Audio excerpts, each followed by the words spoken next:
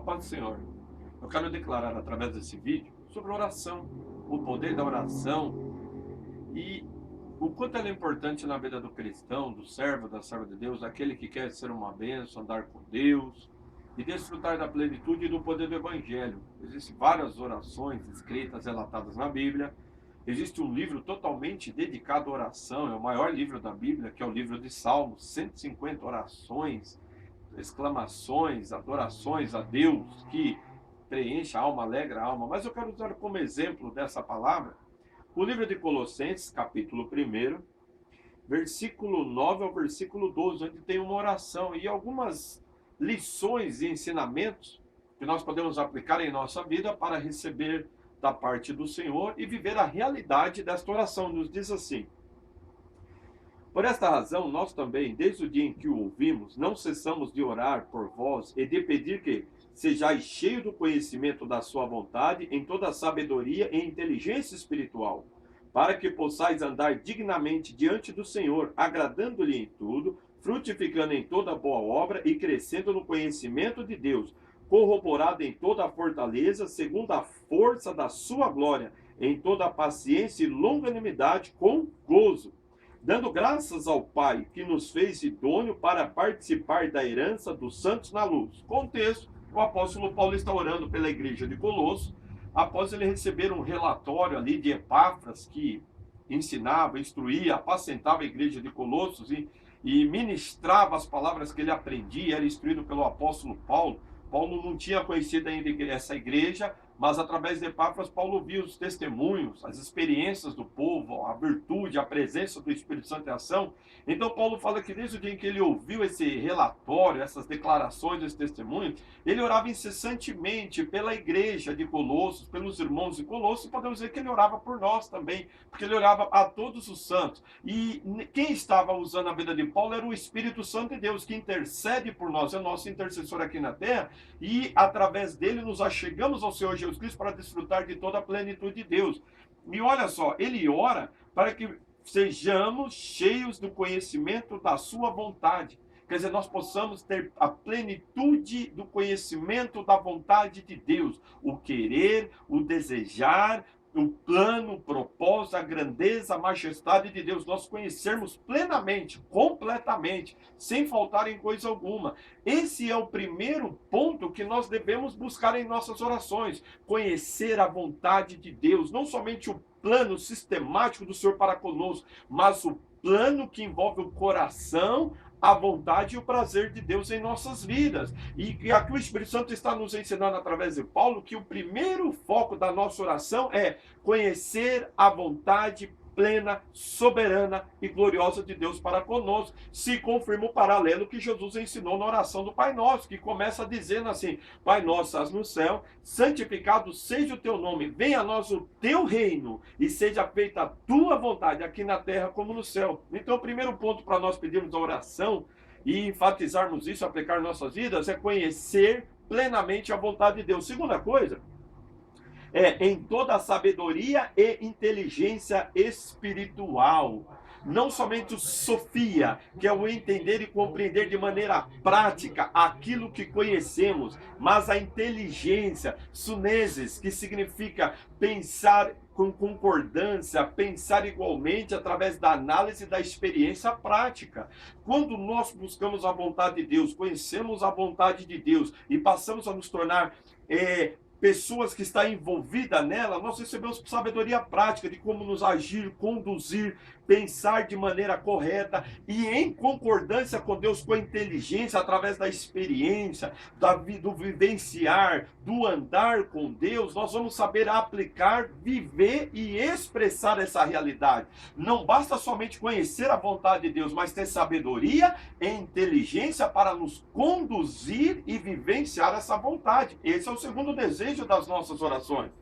O terceiro ponto aqui, ele diz assim, para que possais andar dignamente diante do Senhor. Possais andar peripatel, que significa andar de maneira uniforme, padrão e em conformidade ao modelo, Qual modelo? Do conhecimento de Deus, pela sabedoria e inteligência espiritual, nós vamos andar dignamente diante do Senhor, ou na presença do Senhor. Nós vamos andar de conformidade ao modelo e ao padrão estabelecido por Deus, mas não como uma regra, como uma lei, mas como uma vida, um expressar de vida e comunhão. Resultado, a nossa vida vai ser um modelo, um exemplo, para que as pessoas possam conhecer o plano, a vontade, a graça, a misericórdia e o amor de Deus, e também vai ser desfrutar dessa realidade.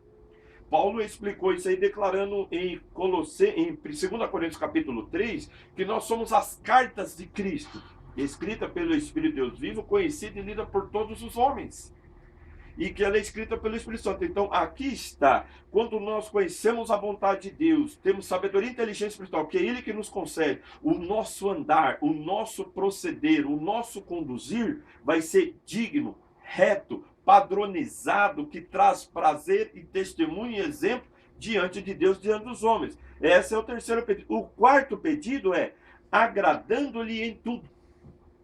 Tudo que fizermos, seja em palavras, seja em obras, seja em pensamento, na nossa atitude, no nosso agir e mover no dia a dia, vai trazer prazer, júbilo, regozijo a Deus. E Deus vai se sentir alegre. Como Deus falou ao Senhor Jesus Cristo, o Senhor Jesus Cristo quer que Deus fale conosco também, porque Jesus vive e reina em nossas vidas, e nós vivemos pela fé no Filho de Deus. E o que o Pai falou para Jesus? Tu és meu Filho amado, em quem me comprazo, em quem tenho prazer, em quem eu sinto júbilo e regozijo. Então, quando nós conhecemos a vontade de Deus pela oração, recebemos sabedoria e inteligência espiritual, e passamos a colocar isso em prática, na direção do Espírito Santo, na presença de Deus, nós passamos a agradar a Deus em tudo, porque tudo que fazermos, tudo que realizarmos vai ser para a glória de Deus, pela glória de Deus, com a glória de Deus, vai ser pelo Espírito Santo, na direção do Espírito Santo, na virtude do Espírito Santo. Quer dizer, nós vamos andar sendo imitadores do Senhor Jesus Cristo, mas não cópias, mas aqueles que vivencia, que experimenta a mesma vida do Senhor Jesus Cristo, como ele exemplificou. Ele é a videira e nós somos os ramos, e como os ramos produz o fruto da videira e expressa a qualidade da videira, a nossa vida vai expressar o fruto do Espírito e a qualidade de vida sobrenatural, transformada e eterna que está em Jesus Cristo. Este é o foco da oração, a nossa comunhão, e que nós devemos buscar, como está nas Escrituras exemplificado aqui. E outra coisa, frutificando em toda boa obra. Quinto ponto. Por que não fala realizando toda a obra, mas frutificando? Porque realizar vem de algo que não tem vida, algo que é gerado por energia, por força, por poder. Mas fruto é gerado por vida, por semente, por aquilo que está sendo trabalhado e movido naturalmente. Nós nascemos de novo, o Espírito Santo habita em nossas vidas, temos comunhão com o Pai Celestial por intermédio de Jesus Cristo. Jesus Cristo é o nosso Senhor, é o nosso modelo, e Ele libera a palavra dele em nossas vidas, que é a semente da vida eterna, a semente do reino de Deus, que regada com a comunhão com o Espírito Santo, ela cresce, floresce, produz frutos e uma colheita no reino de Deus. Então, quando nós estamos em oração e comunhão, que é o texto básico, e que nós estamos meditando, eu vou conhecer a plena vontade de Deus, eu vou ter sabedoria e inteligência espiritual, eu vou andar dignamente diante do Senhor, eu vou agradar Ele em tudo, e eu vou frutificar em toda boa obra, eu vou gerar o fruto do Espírito, o fruto das boas ações que expressam uma vida com Deus, em Deus e na presença de Deus. Eu vou expressar a realidade de uma vida transformada, libertada, edificada e habitada pelo Espírito Santo. Exemplificando, nós vamos viver o Evangelho, que é poder de Deus para todo aquele que crê, tanto em nossa vida interior, como em nossa vida exterior, emocional, espiritual, física, familiar, conjugal, profissional e ministerial. Nós vamos viver os frutos plenos e gloriosos que Deus preparou cada um de nós, que vem por intermédio da semente da palavra, na comunhão com o Espírito Santo, e que cresce através da nossa expressão e oração e vida com Deus. Outro fato que diz aqui, crescendo no conhecimento de Deus. Esse conhecimento não é um conhecimento intelectual, mas é um conhecimento relacional. Nós vamos crescendo no conhecimento de Deus por relacionarmos com Deus, por estarmos com Deus, habitarmos com Deus e servirmos a Deus e sentirmos a presença de Deus. Tudo começa quando nós buscamos a vontade dele, quando nós buscamos a mente e o propósito dele. Ele nos revela a sua vontade, nos concede sabedoria e inteligência espiritual. Nós passamos a praticar, quer dizer, a andar dignamente diante dele, passamos a trazer prazer a Deus, agradando ele em tudo. Ele começa a produzir, juntamente com a nossa interatividade e comunhão com ele, os frutos preciosos e gloriosos que é a concretização do evangelho. Resultado, nós somos mais próximos de Deus e ele se aproxima mais de nós e nós passamos a conhecer a ele como ele é, o seu coração, a sua mente, o seu propósito, a sua grandeza, a sua majestade, como o Senhor Jesus Cristo falou e é aplicado aqui. Não vos chamarei mais de servo, porque o servo não sabe o que faz do seu Senhor, mas vos tenho chamado de amigos, porque tudo quanto ouvir de meu Pai vos tenho feito a conhecer. Esse é o plano, o propósito e a grandeza da oração. Esse é o modelo da oração que nós devemos aplicar, exercer e executar na nossa vida. Aí o que Paulo fala, o resultado de todas essas coisas, mostrando na oração. Corroborado em toda a fortaleza, segundo a sua força da sua glória. Corroborado, se você vê, vem de dinamum, que significa uma energia dinâmica com um propósito. E qual é a energia dinâmica com um propósito? Com a fortaleza de Deus, com o dínamo de Deus, com a virtude plena, poderosa de Deus, que é segundo uma força tremenda da glória de Deus, quer dizer, para a glória de Deus, que revela a glória de Deus. Você não está sozinho, você está em comunhão, em virtude, o Espírito Santo que habita em ti glorifica o Senhor Jesus Cristo, gerando fruto e capacitando você a realizar as boas obras e andar com Deus. E isso vem com a corroboração da fortaleza, da força, da glória de Deus contigo. Resultado, Deus é contigo, Deus habita em sua vida, Deus se expressa através da sua vida para glorificar, engrandecer o nome de nosso Senhor Jesus Cristo em tudo e em todas as coisas. E o que gera em nós? Em toda a paciência e longanimidade com prazer, dando graças ao Pai que nos fez idôneo para participar da herança dos santos da luz. Nós vamos ser pacientes, perseverantes, insistentes, é isso aqui no original, longânimos.